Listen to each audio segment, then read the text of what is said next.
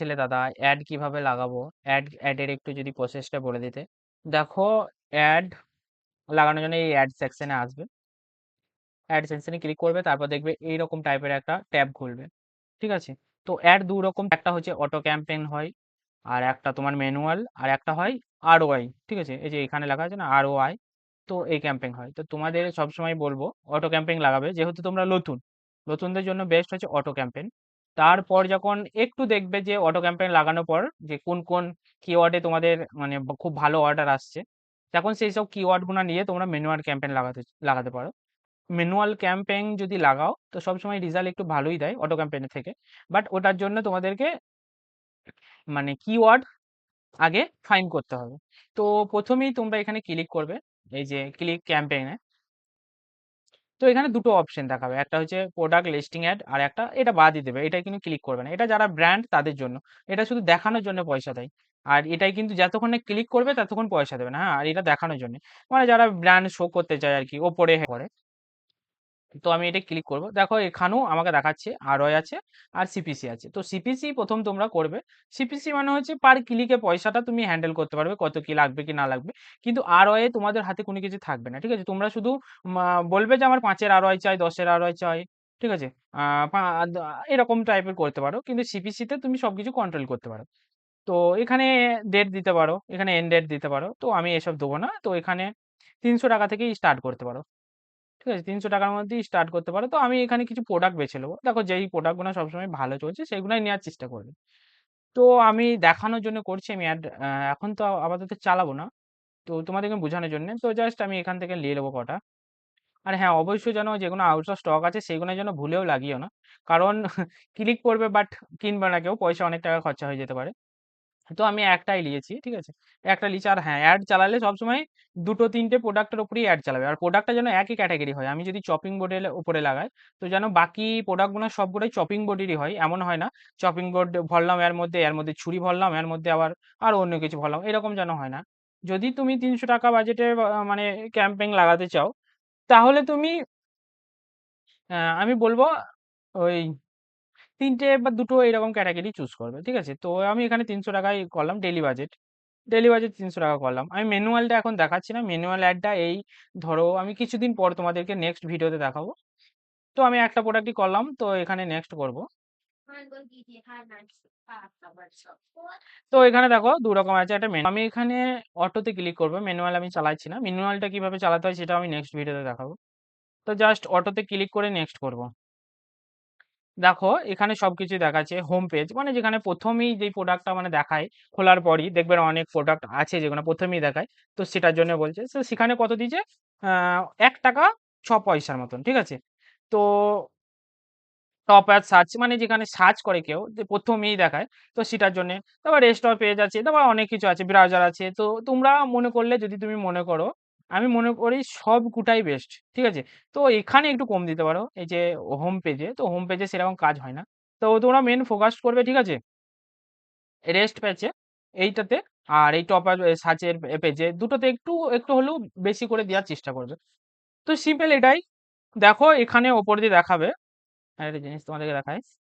যারা তোমার আরকি মানে ইয়ে আছে কম্পিটিটর, তারা কিন্তু বেশিরভাগই ধরো এই ৳২.৭৮ এরকম করে ৳২ প্লাস করে তারা এড লাগিয়েছে। দেখো এখানে যে যত বেশি টাকা দেবে, তার এডটা তত বেশি আগে দেখাবে। দেখো যেমন দেখাচ্ছে মিনিমাম বিড ধরো ৳২ র উপরেই, ৳২.৮০ ধরছি আমি। ৳২.৮০।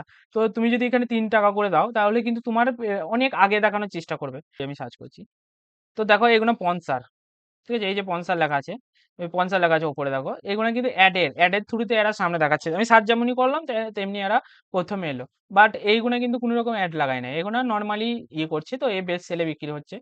তো এইরকম টাইপের। দেখো এরা বেশি পয়সা দিয়েছে বলে এদের উপরে দেখাচ্ছে। একটু কম পয়সা দিয়েছে বলে এরা একটু নিচে দেখাচ্ছে। তো সেরকম সিস্টেম। ওর থেকেও যারা কম দিয়েছে তাদেরগুলো আরো নিচে দেখাবে, যেমন এ। তো এইরকম ক্যাটেগরি। তো ওখানে যত বেশি পয়সা দেবে তত বেশি তোমারটা সামনে দেখাবে। তো সবসময় চেষ্টা করবে যে মোটামুটি একটা টাকা দেওয়ার মতন, যাতে তোমার প্রোডাক্টটা একটু হলেও সামনে দেখাতে। না হলে দেখবে পয়সাটাই নষ্ট হবে, অর্ডার আসছে না, হ্যাঁ? তো চেষ্টা করবে সবসময়, তো চেষ্টা করবে যতটা পারবে একটু পয়সাটা বেশি দিয়ে চেষ্টা করবে ১ম।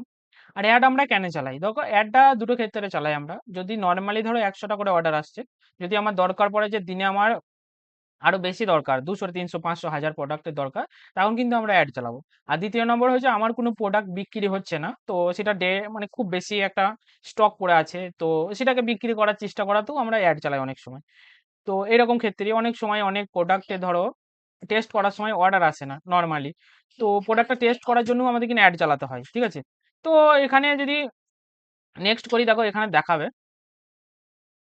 তো এখানে দেখাবে কোনটা কি করেছি না করেছি। দেখো যেটা করবে এখানে দেখাবে। সবকিছু দেখাবে।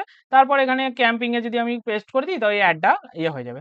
মানে লাইভ হয়ে যাবে। তো এরকমই সিস্টেম অ্যাডে তোমরা যদি চাও যে অ্যাড চালিয়ে আমার একটু অর্ডার বেশি আসুক বা আ আনার চেষ্টা করি তাহলে করতে পারো, অ্যাড চালাতে পারো। আরেকটা জিনিস তোমাদেরকে দেখাইছি। যেমন এটা ফ্লিপকার্ট আমাকে সাজেশন করেছে যে তুমি এই অ্যাডটা চালাও।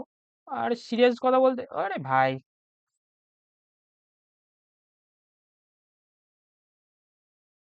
যেমন ধরো ফ্লিপকার্ট আমাকে এই অ্যাড দুটো সাজেশন করেছে যে এটার মধ্যে ৩ টে প্রোডাক্ট আছে আর এটা এই একটা প্রোডাক্ট আছে। তো এই দুটো আমাকে অ্যাড চালাতে বলেছে। দেখো আমি অ্যাড যখন চালিয়েছিলাম কিছুদিন আগে তখন দেখো কত ভালো অর্ডার এসছে।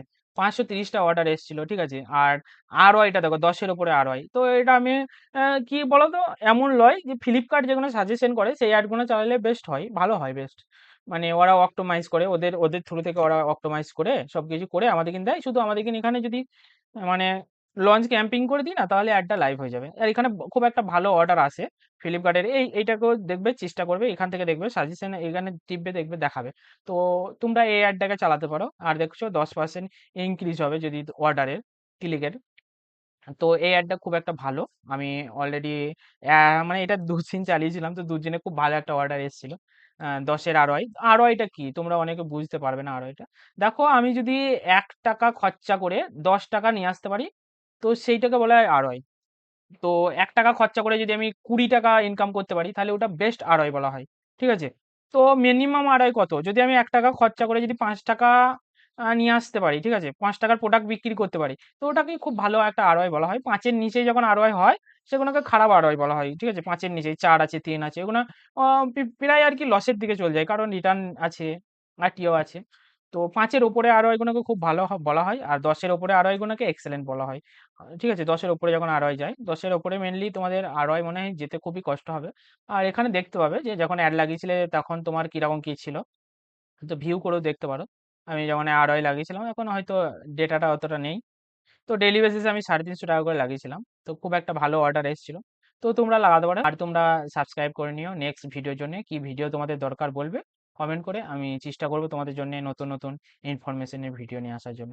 আর নেক্সট ভিডিওতে দেখাবো কিভাবে ফ্লিপকার্টে তোমরা লিস্টিং করতে পারো। খুব ইজিলি AI এর থ্রু। এখন ফ্লিপকার্ট নতুন আপডেট দিয়েছে তুমি AI থ্রুতে লিস্টিং করতে পারো যেরকম অ্যামাজনে হয়। তো টাটা বাই বাই।